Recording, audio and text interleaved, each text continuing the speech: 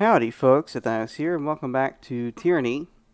Last we left off, we found a new spire that we made it to the top of at Lathan's Crossing. We didn't have to fight anything, which was weird.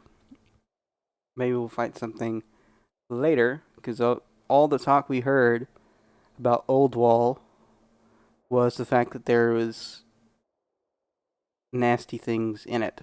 And we go in it, and there's nothing. So I don't know. Maybe we have to open that gate first to find all the uglies to fight. But we have an upgrade for this spire. And I was going through it, and so there's an infirmary, which gives us potions and other consumables. And it gives us a bonus to endurance, will, and magic defenses. So no, not right now. Forge, improve weapons and armor, and forge powerful new items.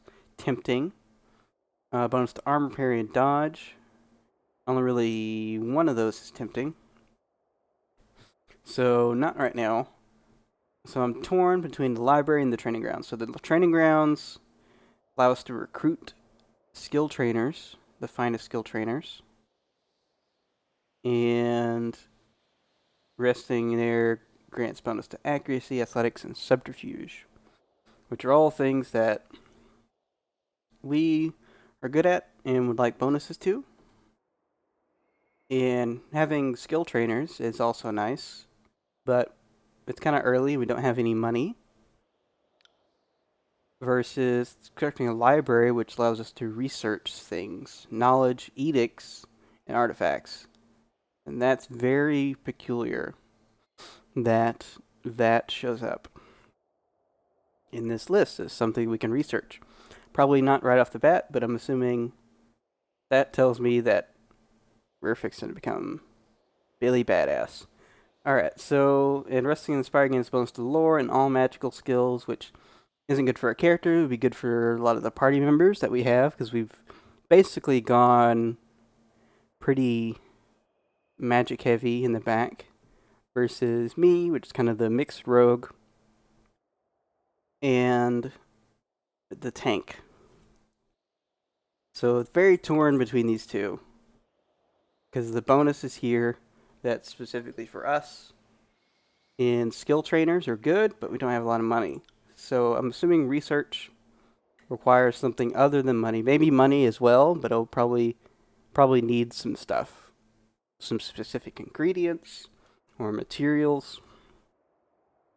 Like, I'm assuming that's like what all this is for, which we don't have a lot of. We have one scroll and one hide. Like, maybe that goes into it. So we'll have to see. I think we're going to go with the library here. Let's do it. Do you want to build the upgrade in this spire? The action cannot be cancelled. Yes.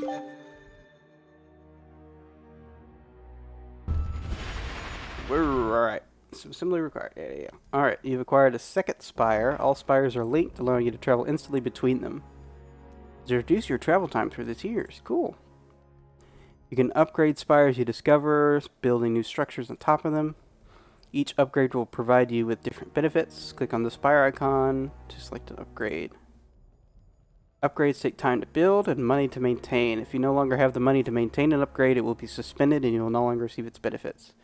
You'll have to pay its maintenance cost. So we need some taxes, is what you're saying. There are 5 resources you can find in Garrus' tiers that can be used to power upgrades to your spire. There's scrolls, iron ingots, bronze ingots, wise, and hide.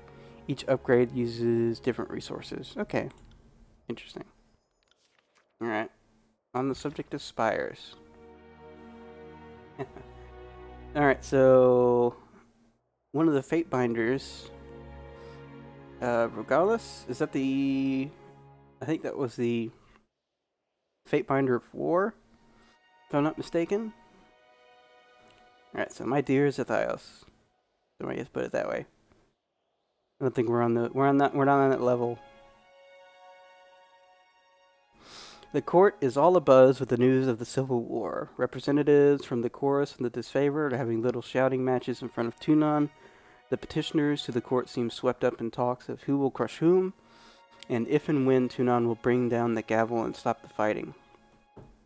But what has me more intrigued is the other story out of Indrian's Well. Tunon sends you on what I thought was going to be a one-way trip to the well, and not only do you live, you somehow claim the mountain spire, and you broke Kairos' edict too. Such things make little civil war seem so trivial in comparison, at least to those who can separate the message from the noise. Tell me, what was it like to break the edict, and how is it you took control of the spire? We can respond with questions of our own. Can we see the message before we hit it? I forget. I don't want to explain the experience to this guy because I don't trust any of the fate binders, really. There's some who are nice, but they're also kind of, they're friendly in conversation, but then they like talk about what they do, and what they do is kind of terrifying. So we're gonna downplay the events, right? Okay, yeah, I think we can do that. All right. So yeah, we can say just dear guy. It's usually quite difficult to give me too much credit, but it sure sounds like you're implying my claim on the spire was premeditated or even intentional. My only goal in Victory 12 was to stay alive, to not let Archon's indecision cause the edict of execution to come to pass. Ascension Hall needed to be taken, and I made it happen, both because it was my duty and because I generally preferred to live. My claim on the spire coincided with the breaking of said edict. Perhaps breaking the edict caused my mystic surge that triggered the spire. Or perhaps Kairos knew this would happen, and such knowledge tempered the wording of the edict. I can offer you only these speculations. I think that's quite true. We don't understand what's happening, and the fact that we wanted to, well, not our only goal is to stay alive, but our only goal, it was like primary, of course, but we needed to try and reconcile the differences between the Disfavored and Scarlet Chorus, and they weren't having it, so I think that's pretty much sums us up on how we thought about the situation. Alright, cool. Alright, Spire. So it's going to cost us 2 bronze rings and 50 copper rings every 5 days. And then we get a bunch of different recruits. And I'm assuming all these recruits like improve the maintenance cost. So I don't think we'll utilize any recruits for now. Still pretty early on. Alright, so seats of power. We've claimed 2 of the 5 spires. We need to talk to a mage smith in the Stone Sea that might be able to help us. We gotta talk to the voices of Narat. And we just have all this information about this, what's collecting evidence against both sides. Right now, mostly evidence is against the Scarlet Chorus. Which makes sense so far. Alright, so what do we do now? Sage Garrus. Hello. I brought a bunch of pillows up here. What the heck? Small settlement resides on the bank of the large river. I see it. Get some scrolls. Alright, setting add to our... It does. Awesome. Here's verse. That's cool.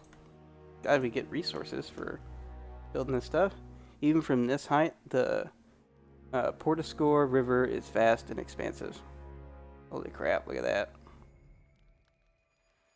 BAA Beautiful. Alright, let's talk to the Sage Garrus. Who the heck are you? What are you doing on my tower? Did I hire you? Greetings, Fatebinder. The sage bows low before you, the quills in his hood brushing the ground. Yeah, exactly. Who are you and how did you get into my spire? He takes a cautious step back. Garrus, I'm your scribe and researcher. I've heard great things about you, about this place. The library here is incredible, if you don't mind my saying so. He quails back with uncertainty and fear. When I heard about the library you were building, I just had to come. I watched the workers as they hauled the stone and scrolls up here. There's an awful lot, and they were very, very tired, so I did what little I could to assist. Then on the last day, as everyone was leaving, I just stayed behind. I don't remember hiring you. Well, if you want to hold strictly to the truth, you didn't. But I never let details like that stop me in the past. Sage Tacticus always encouraged me to show ambition instead of restraint. Well, I'm nothing if not a student of good advice. He straightens his posture and clears his throat. With your permission, of course. So you just invited yourself into the mix. Lantry wipes his brow, leaving a sepia streak. Ah, such foolhardy initiative reminds me of a younger me. It's amazing I still have my teeth, considering what a fucking twit I used to be. Oh, who am I kidding? I still am. Someone certainly thinks highly of himself, doesn't he? You're in the presence of the Fate Binder and the Archon of the Song. What gives you the impression we even want you here? Why are you here? I'll take it you'll need someone to organize this collection of scrolls, someone to catalog new texts as you discover them, and someone organize research efforts. Someone organize research efforts. Yeah, I guess that's what it says. Alright, as your scribe, I can do all three. In fact, I'm excited to get started. I've already started looking through your collection, and he cuts himself off in size. To be honest, I need the work. The Vellum Citadel isn't exactly up to its old standards. I'm afraid there aren't many safe places where a sage can find employ during the war. What can you research for me? Oh, any number of topics. Magic, alchemy, the history of the world. You have an impressive collection. Not as large as the Vellum Citadel, perhaps, but no sense in crying over burnt parchment. I'll start compiling a list of possible research topics. Allow me to show you. Okay. Recruits needed at Library 4. Recruits needed at Library 2. You can conduct research to find recipes. Recipe.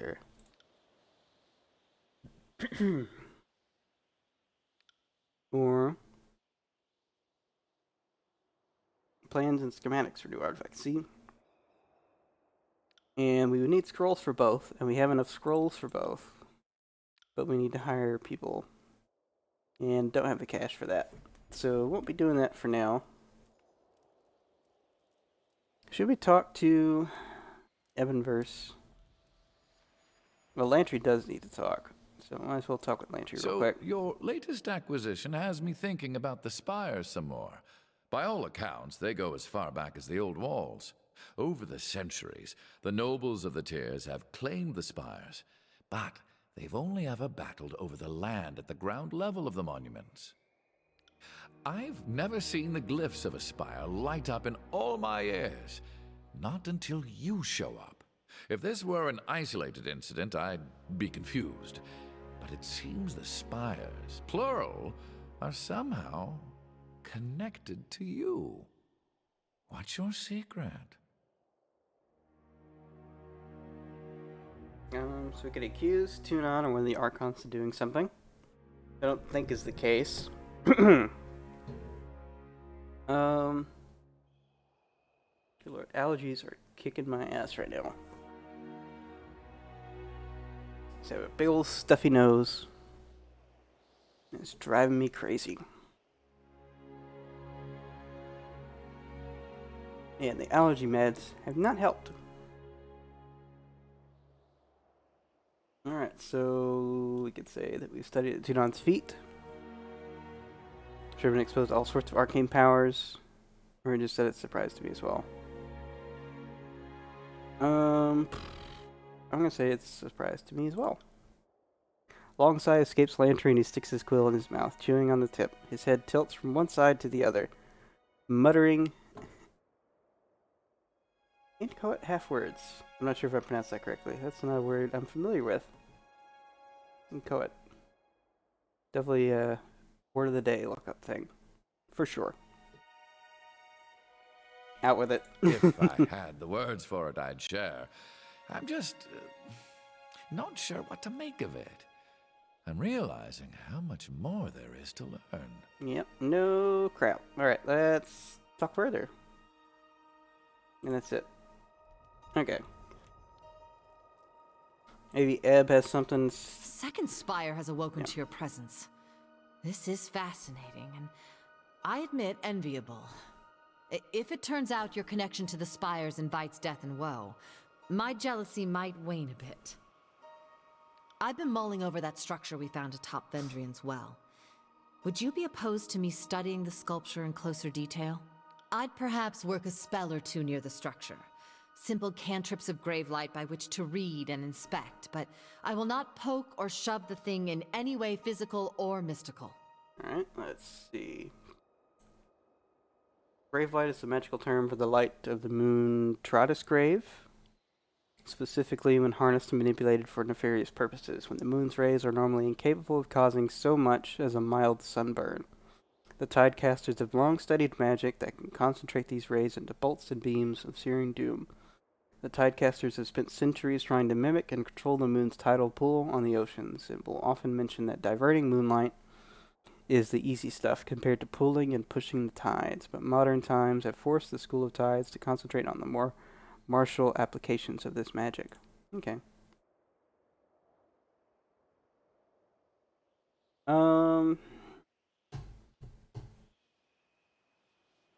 So she wants to study the first tower.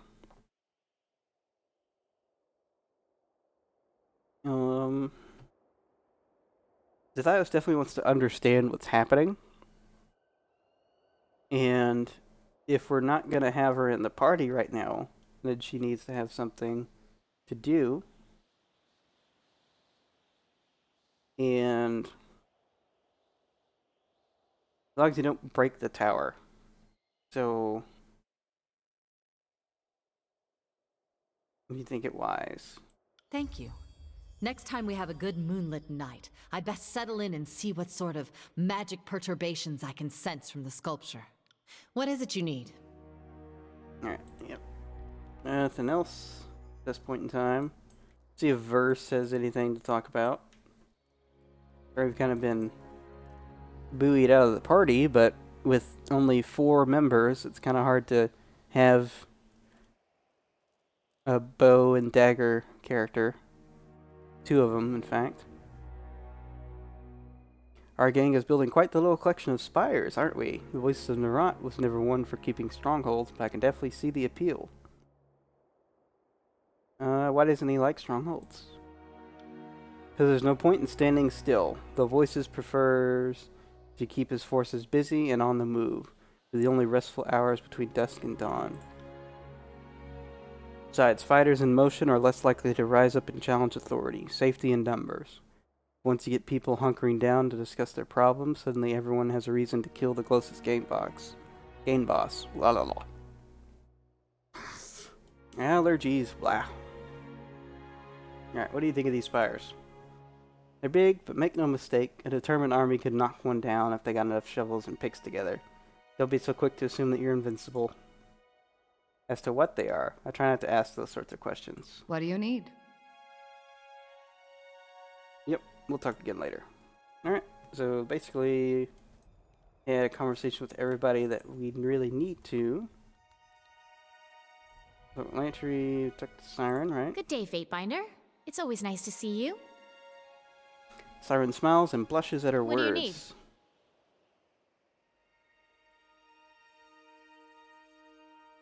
I'm assuming that tells us that we have 2 loyalty. I want to double check. Let's go to character. I think it's in here. Alright. Okay, we are at 2 loyalty. So, let's see. Good day, Fatebinder. What do you need? Alright, so you have a way with words, Siren, where you're instructed on how to speak with others. Of course! One of the only good things that came out of my time with Garrus was my education. My teachers insisted I be trained on the proper way to speak with the royal court. I was frequently mistaken for someone older, so I think I got away with a lot more than I could have otherwise. For all their failings, they made sure I was properly educated. My favorite class was learning how to talk people into doing what you wanted without using magic. Can you believe that? Why in the world would you risk it? But it was a fascinating subject. Class like that likely behooved your unique talents. If you can manipulate someone with just your words, imagine the power of your compulsion when you add your sigil to the suggestion. I don't think about that. Do you teach me some tricks? Certainly, Fatebinder. I don't remember how much of my training I'll remember, but I'm sure that could help you out. She leans close, and in the softest of caresses, her lips brush your ear. Words are sounds indiscriminate to the human ear, and language not meant to be understood by any but the archon of song, beyond the breadth of discernment, but inescapably compelling, binding, gut-wrenchingly painful on a single lilt when euphorically fulfilling a mere intim later. You blink and realize the muzzy, spine-tingling murmuring in your ears has fallen silent. Siren draws back with a satisfied sigh, beaming at you, and the perfect image of a sigil, the invocation of her name, brands itself into the depths of your mind. Did that do something? We learned a new spell core. Okay. Sigil of Emotions. Cool. Alright. Barik. My Lord Binder, you have something which requires my attention? Barik salutes as he turns to greet you. What can I do for you?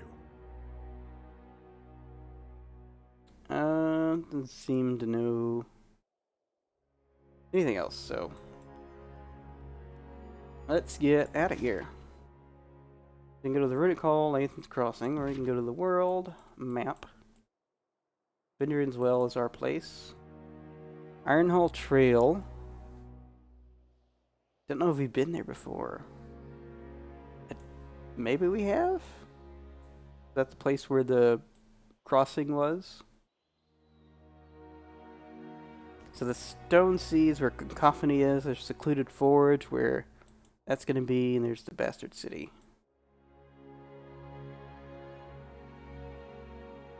I mean, we're going to have to go a lot of places anyway. I don't know. Look at their journal if we can from here. No? So, Forgebound and Cacophony. So yeah, those are only two places that have like missions associated with them.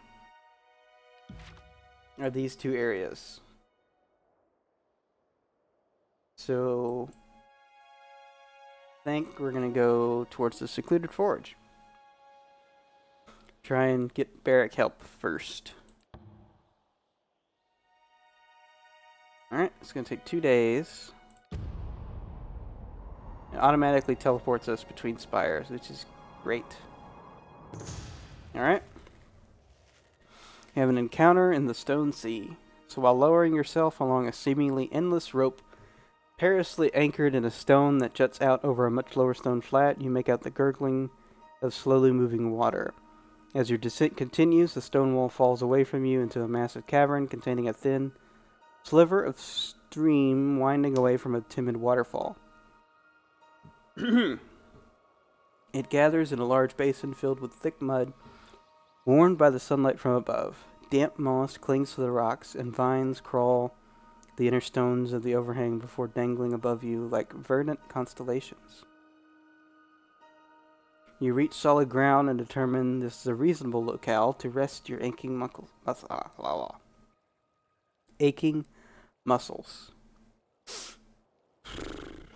Freaking allergies, I swear to God.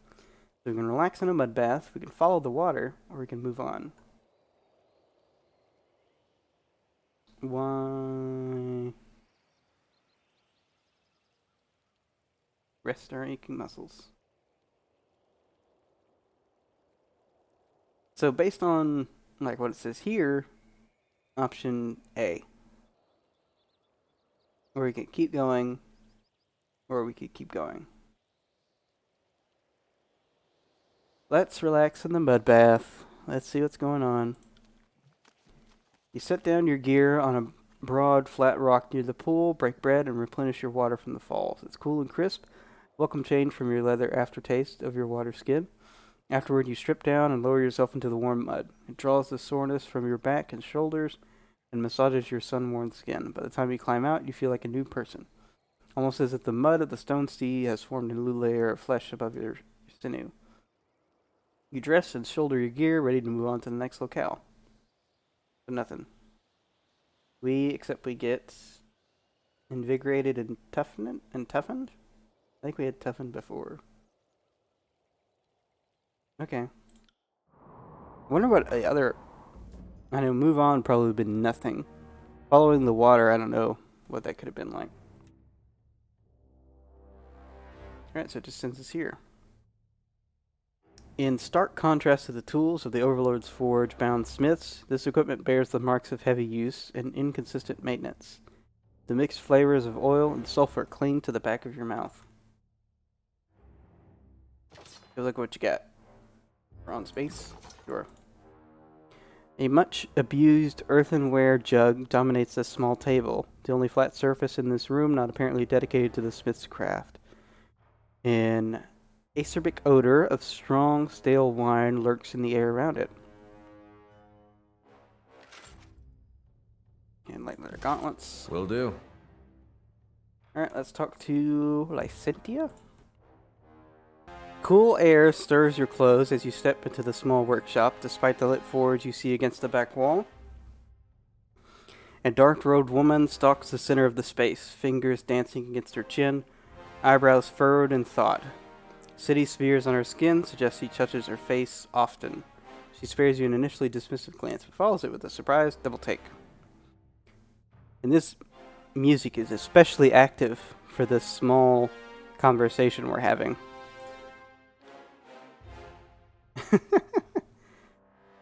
Oh, fuck me, the Fate Binder. I guess that is an appropriate reaction. Don't see villager. I mean, what brings you to my humble atelier? So I take it you know me. Anybody not? Spires don't exactly light up like the sun every day. Nice forge. Thanks, I made it myself.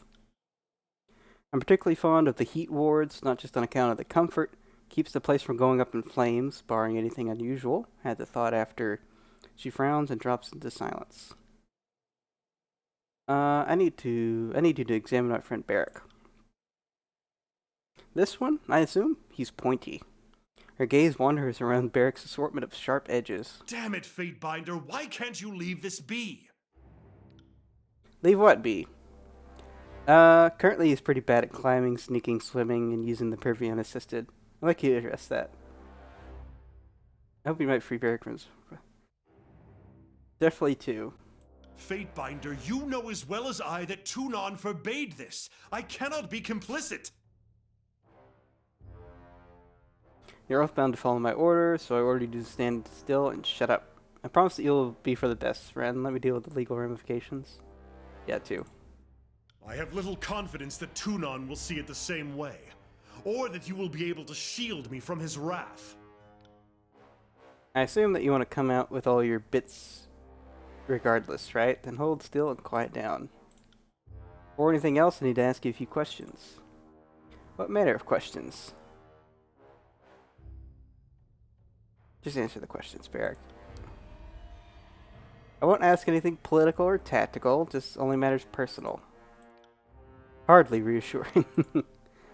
First, have you ever engaged in sexual what? Is he ever engaged? So, in his life, or since he got his armor welded together? What? I don't... How can that... That can't be relevant. Barik sputters.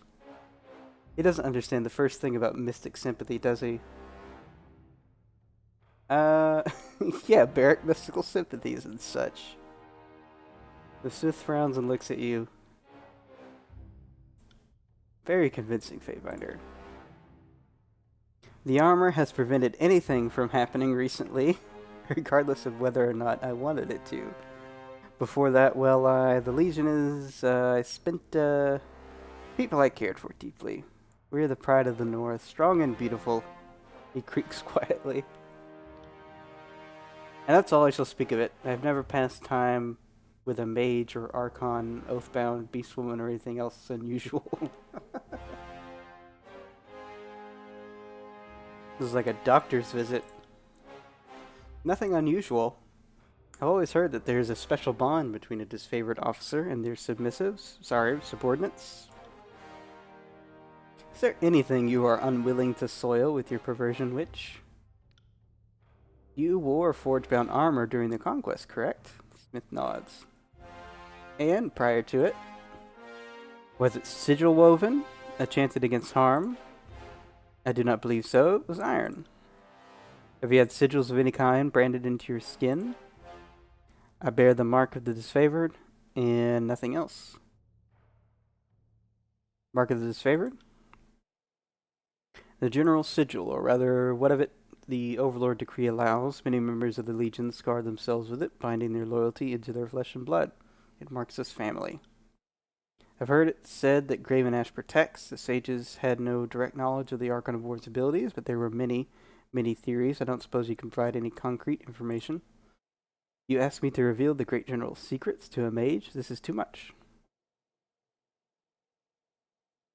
Barik, if you don't tell her, she can't help you. Aye. The General touches each of us in every battle. He lends us his strength, salves our wounds, and grants us the coordination to act as a single, unbreakable unit. The shadowed eye slits in his helm focus on you. And you do not need repairs or maintenance on the armor, I presume?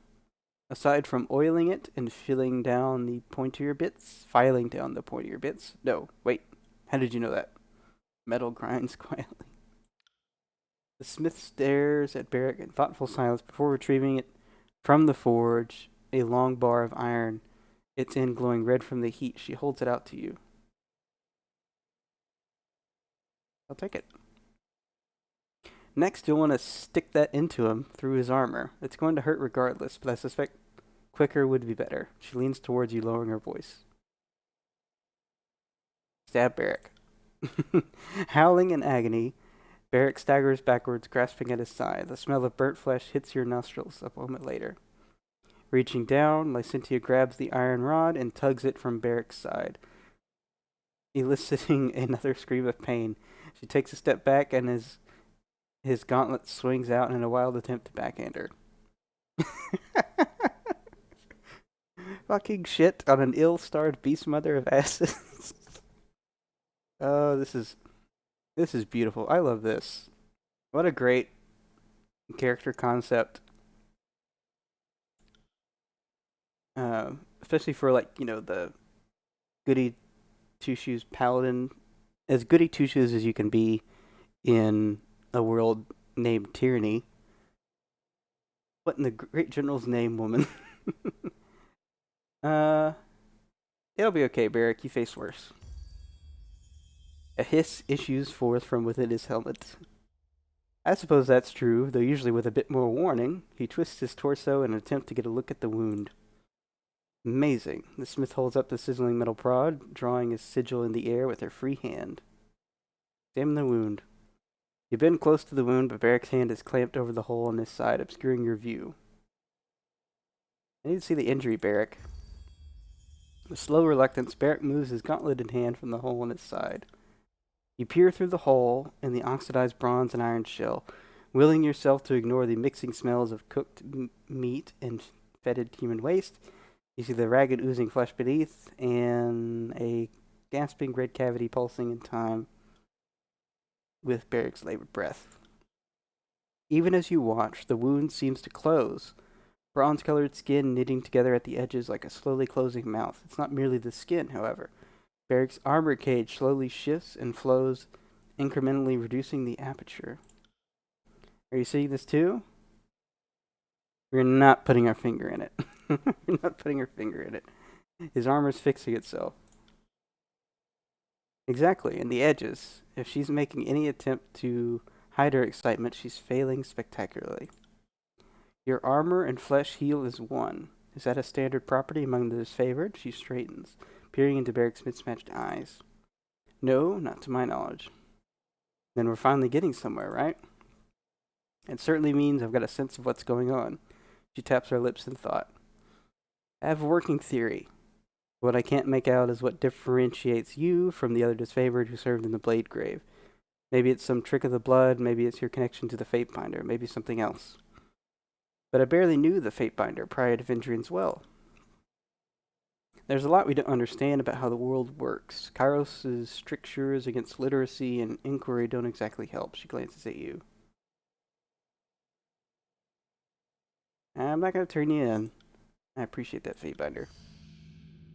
Before I can suggest a solution, I'll need a sample of alloyed iron and bronze from the site of your entrapment. About this much should do. She holds her open palm about 6 inches apart. Okay, we just cut that much off of Barik. If I happen upon some, I'll consider bringing it to you, or we'll get you that sample. Sure, we'll get you the sample. Then I await your return. She turns from you, peering thoughtfully into her slack tub and the iron rod within. Okay, cool. What do we got? Spell creation. Alright, that's right. We had a core sigil of emotions. So we have 1, 2, 3, 4, 5, 6 core sigils. Fill the 2 expressions. We have 3 accents for 5, 6. 6 accents. Okay. So it's an ongoing pen pal missive going on. Great. Zethios, my apologies. After all these years with my lectures about the fittest goat being the first to get eaten, how can I expect honesty when I have fostered only paranoia? So let me speak plainly. I am asking only for my own curiosity and because I want to hear the answers from you. Lie to me or dodge the question if it pleases you, but I'm trying to help. Of course, someday soon, I'm sure Tunon or Bladen Mark will ask me or Callio to mount a more proper investigation into your actions. Should that happen, it won't be with your best interest at heart, and lies will merely sign your death warrant. For the moment, I'm merely curious about the events surrounding the claiming of the Spire, and hoping to hear it from you as a friend and peer. Share with me your experience, and I will share with you what knowledge I have. Okay. So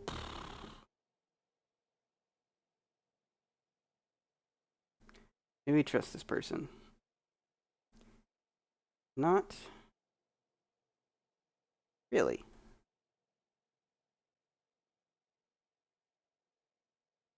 We're gonna send a refusal. So you seem to think I've learned nothing from my time in court. Whatever I tell you will be used against me later. You'll have to settle for the written equivalent of a blank stare. Yeah. I already gave you my answer. So there's that. Alright, so we gotta go to the Blade Grave. Maybe we'll actually get some, like fighting in one of these episodes, Really weird. There's Cacophony. Blade Grave. Oh, that's way down here. Sentinel Stand. Alright, so we'll leave that for a lot later. How about that? So next time we will go to Cacophony and speak with the voices of Neuron, as much as we don't want to do it. So till next time, this has been Zethios signing out for now. Bye, folks.